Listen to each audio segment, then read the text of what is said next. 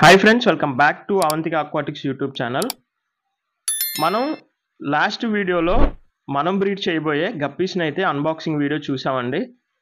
ఇప్పుడు ఆ గప్పీస్ని ఎలా అక్యుములేట్ చేయాలి, అలాగే కొత్త ట్యాంక్లోకి ఒక ఫిష్ని యాడ్ చేసేటప్పుడు మనం ఎలాంటి జాగ్రత్తలు తీసుకోవాలి అనే దాని గురించి ఈ వీడియో ఉండబోతుందండి. రెండోది వచ్చేపాటికి పార్ట్ 2లో మనం బ్రీడింగ్ ఏజెస్లో యాడ్ చేసేటప్పుడు మనం ఎలాంటి కేర్ తీసుకోవాలి, ఎలాంటి స్టెప్స్ తీసుకోవాలనే దానిపై ఉండబోతుందన్నమాట. సో ఈ వీడియోలోకి వెళ్ళే ముందు ఎవరైతే ఇంకా మన ఛానల్ని సబ్స్క్రైబ్ చేయకుండా చూస్తున్నారో సబ్స్క్రైబ్ చేయండి. అలాగే మీకు తెలిసిన ఫ్రెండ్స్ అండ్ ఫ్యామిలీకి మన ఫామ్ని అయితే షేర్ చేయండి. ఫస్ట్ ఆఫ్ ఆల్ మనం ఒక ఫిష్ని అయితే యాడ్ చేసుకోవాలి అనుకున్నప్పుడు ఒక ట్యాంక్ని మనం సెలెక్ట్ చేసుకుంటాం కదా.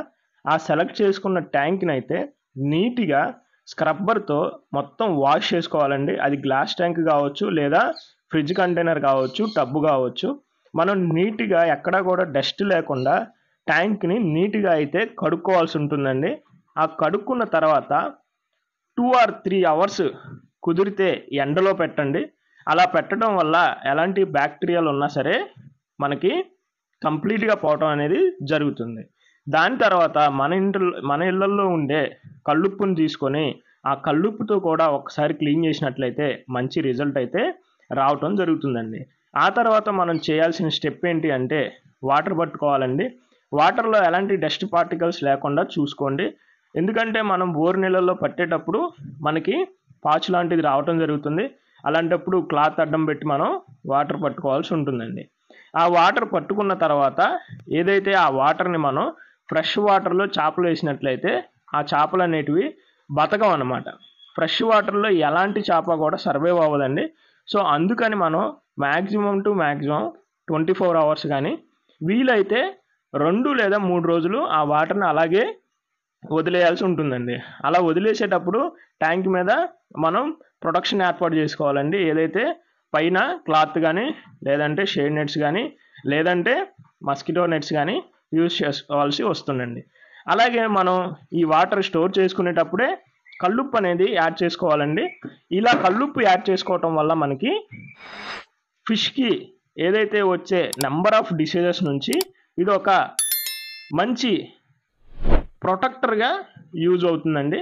అందుకనే మనం కల్లుప్పుని యాడ్ చేసుకుంటాం అన్నమాట. చాలామందికి వచ్చే డౌట్ కల్లుప్పు ఎంత యాడ్ చేసుకోవాలి అనేసి.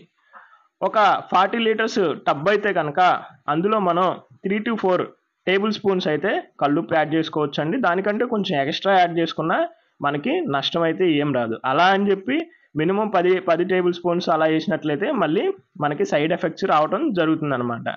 ఇప్పుడు దాంతోపాటు మనం ఆల్మండ్ లీవ్స్ని యూజ్ చేయాలండి. ఎందుకు ఆల్మండ్ లీవ్స్ని యూజ్ చేయాలి అంటే మనకి అనేక రకాల బెనిఫిట్స్ అయితే ఈ యొక్క ఆల్మండ్ లీవ్స్లో మనకి రావడం జరుగుతుందండి. ఇది ఏదైతే మనకి ఆ వాటర్లో ఉండే pH లెవెల్ని కంట్రోల్ చేస్తుంది. అలాగే మనకి ఫిష్ ఎన్విరాన్మెంట్ కోసం మనకి కలర్ కూడా కొంచెం డార్క్ కలర్గా, అలాగే పాత వాటర్ లాగా మంచి ఎన్విరాన్మెంట్ని అయితే క్రియేట్ చేస్తుందండి ఈ యొక్క ఆల్మండ్ లీవ్స్. దీన్ని యాడ్ చేసుకోండి. వీలైతే ఇవి యాడ్ చేసుకోండి. లేదు అంటే కనుక అరటి ఆకులు, ఎండిపోయిన అరటి ఆకులను కూడా మనం యాడ్ చేసుకోవచ్చండి. సో ఎన్ని యాడ్ చేసుకోవాలి అని డౌట్ వద్దండి. మీరు ఎన్ని యాడ్ చేసుకున్నా సరే మనకి ప్రాబ్లం అయితే రాదనమాట. ఆ తర్వాత మనం ఏదైతే ఫిష్ స్టోర్ నుంచి కావచ్చు, మాలాంటి బ్రీడర్స్ దగ్గర నుంచి కావచ్చు, మీరు తీసుకున్న తర్వాత ఇలా ప్యాకెట్లలో రావటం జరుగుతుందండి. ప్యాకెట్లో వచ్చిన తర్వాత మనకి చాలామంది చేసే మిస్టేక్ ఏంటి అంటే అది ఓపెన్ చేసేసి అలాగే దానిలో పోసేస్తూ ఉంటారండి. అలా పోసేయటం వల్ల టెంపరేచర్ మిస్ మ్యాచ్ అవుతుందండి. ఎక్కడ మిస్ మ్యాచ్ అవుతుందంటే మీ ప్యాకెట్లో ఉండే వాటర్ అనేది తక్కువ ఉండటం వల్ల తొందరగా హీట్ అవుతుంది. ట్యాంక్లో వాటర్ ఎక్కువ ఉండటం వల్ల ఆ టెంపరేచర్ అనేది చాలా చల్లగా ఉండటం జరుగుతుంది.